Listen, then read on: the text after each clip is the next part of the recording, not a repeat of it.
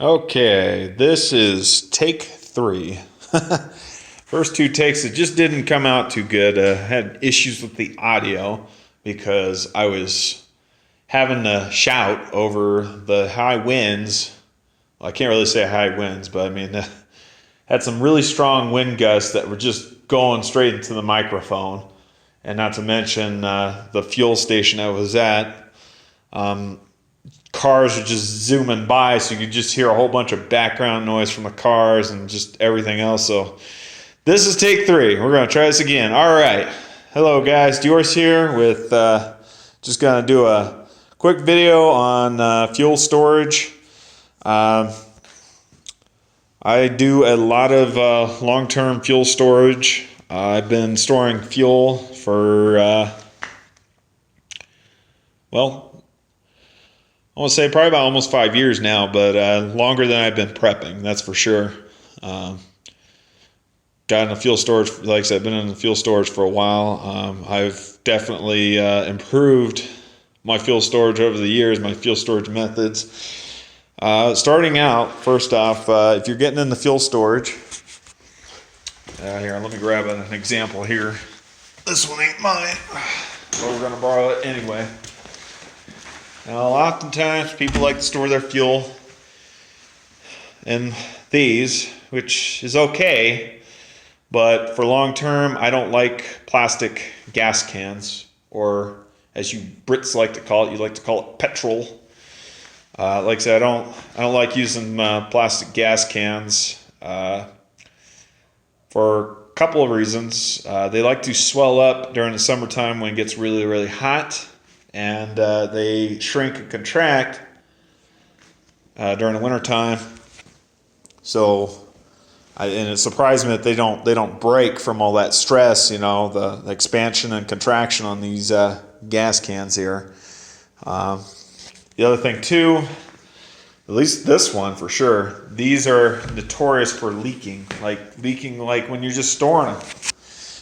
If I try tipping this, I bet you there's going to be some gas that comes out. I don't know. Like I said, but these leak. I don't like these. These have a higher tendency of leaking. So I don't like using plastic gas cans. I like to use metal gas cans. I like to go with the old school metal jerry cans.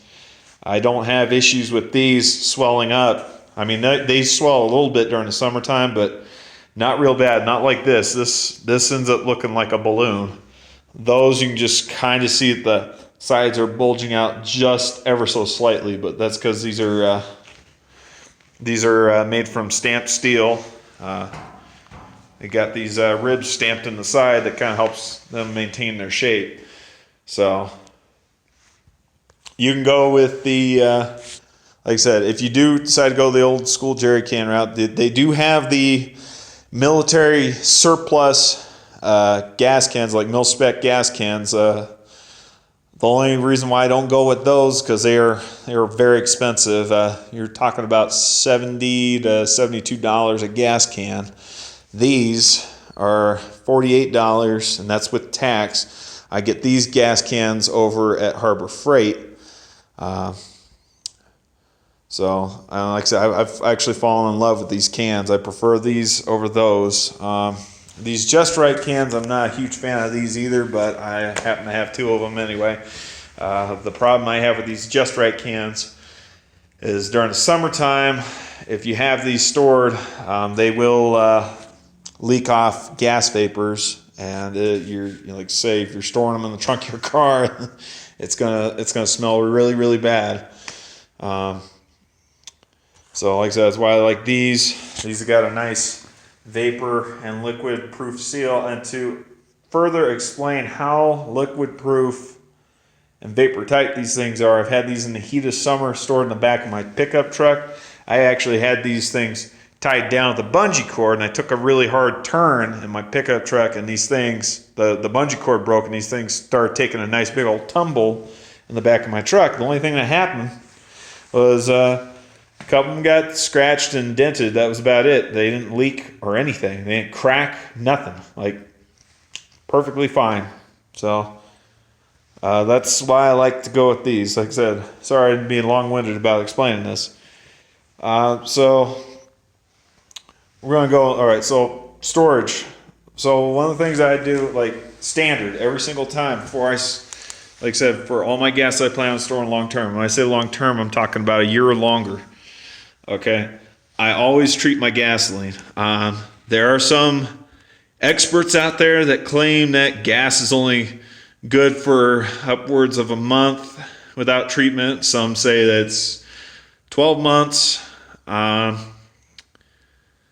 Let's just say that if you're allowing your gasoline to get exposed to oxygen, the storage shelf life is going to be drastically reduced, because this, unlike diesel fuel and kerosene, this is a little bit more volatile. So it's like I said, it's more subjected to breaking down easier, and oxidization will, like I said, it'll cause it to lose some of its octane boost. That's what gives it its flammable properties. Okay. Yeah, and it just, like I said, it'll just end up going bad, so it won't burn simply. So I always treat my gas with Sta-Bil. Always have. So with Sta-Bil fuel stabilizer, you're pretty much guaranteeing that your gas is going to last a minimum of no less than 24 months. Okay. Now there's some people out there that say if you put double the recommended dosage of Sta-Bil in it, it'll, like I said, it'll increase the gasoline storage life of up to 5 years. I can't verify that, honest to God, because the longest I've ever stored my gas was 18 months. So, but I can tell you, like I said, without a doubt in the back of my mind, that if you follow the instructions on the Sta-Bil fuel stabilizer, or if you put a little bit more than what's recommended, you're looking at a minimum of no less than 24 months of maximum storage life on your gasoline. Other things I like to put in there, I like to put in octane boost. So the octane is what gives your gasoline the flammability properties. Okay, so I like to throw a little bit in there. The other thing too, with old gas, like older gas, like gas that's on the verge of going bad, you got a higher chance of it gumming up your fuel lines, valves, and your engine. So I like to throw some of this in there. That red bottle right there, that kind of helps with the, like I said, keeps the valves from getting all gummed up. And then this white bottle, that, like I said, you can also add heat. This is the cheap version of heat, but this basically absorbs any water or antifreeze. I'm not worried about there being any antifreeze in any of my gasoline. I'd be more worried about there being potentially water vapors trapped in the gas, because one of the things is, like I said, water vapors, that's one of the things that causes gas to break down prematurely. Loses some of its octane, which is going to lead me into my next note. Okay, before, like I said, you can get away with just putting just Sta-Bil in it. Like I said, you don't need to throw all this other stuff in there. This other stuff, it's for me. Like I said, it makes me feel better knowing that I'm basically ensuring that my gas is going to be good, say 2 years from now. Even though I try to rotate it out. I try to rotate it out every 6 to 12 months, but I've been kind of bad because I got one gas can here from 2018, and this is the last gas that's from 2018. I got a couple that are from 2019. I'm going to be rotating out here real soon, but you don't, like I said, you want to try to avoid the ethanol gas at all. If all possible, try to go for more of the premium fuels, like your either mid-grade or, like I said, the premium. So like try to avoid the 85 octane, 86 octane, because that tends to be the cheap stuff, and also the ethanol blends. Like I said, ethanol doesn't have a very good storage life, mostly because it's got a higher water vapor content than the other gases do. The other gases like the mid grade and so basically the 87 and the 91, 93 octanes. Those are going to have, like I said, they're going to have a little bit more octane, so they're going to have a little bit better storage life in general.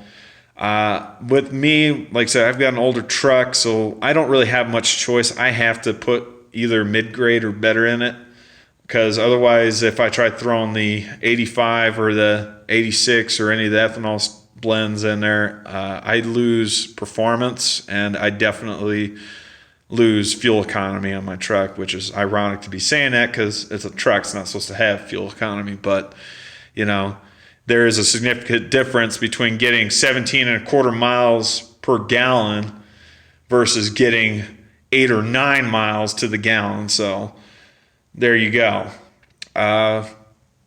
These cans right now, because the gas prices are so damn cheap, I'm actually able to afford to fill up with the 87 octane with the ethanol free gas. So these are all ethanol free.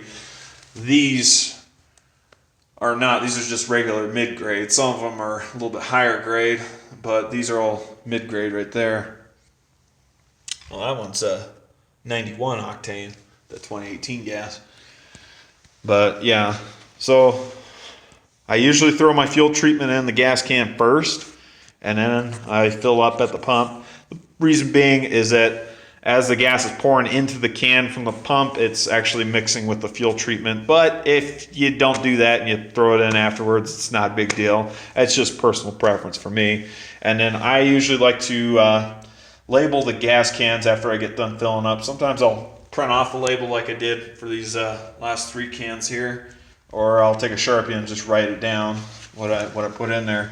So I usually write down the product, and then I write down whether or not I treated it, and then I write the date of purchase on it, because I got to rotate this stuff out. And like I said, I don't like storing this for too long. Like I said, things got really, really bad. This might be the only gas I've got, and I would hate to be dependent on gas that is at the end of its shelf life, if you know what I mean. So yeah, and like I said, with gas prices being cheap as they are, this is the optimal time to go ahead and fill up. You know what I mean? Go ahead. This is a good time to start your gas storage. This isn't all of my gas. This is just a portion of it, but you get the picture. This is going to lead me into my next point. Gas storage, okay? Check your local state laws and regulations on gas storage, okay? Fuel storage. Some states, they don't allow you to store more than 25 gallons of fuel on your property, okay? And most states, if not all of them, don't allow you to store it inside your residence, inside your home. So, and then there's some states it's 25, no more than 25 gallons per building, okay? So if you got a couple sheds and an unattached garage, well, then I guess, you can store 25 gallons in each of those. But anyhow, yeah, this is all I got to say. Sorry to let this video get a little long, but, trying to make sure I've checked off everything. So, yeah, that's all I got. I'm Diorce, and I'm out. You guys have yourselves a good one. Bye-bye.